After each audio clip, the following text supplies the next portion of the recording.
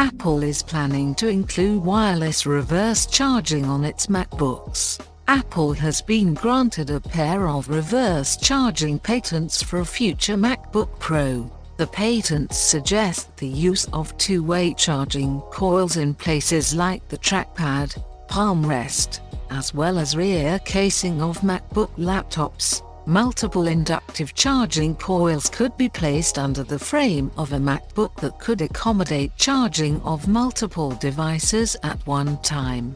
Apple is considering what Samsung has already accomplished with the wireless charging in the trackpad of the Galaxy Book Flex. iPhone, as well as an Apple Watch, can be charged in palm rest of the MacBook in spots where there appear to be inductive charging coils.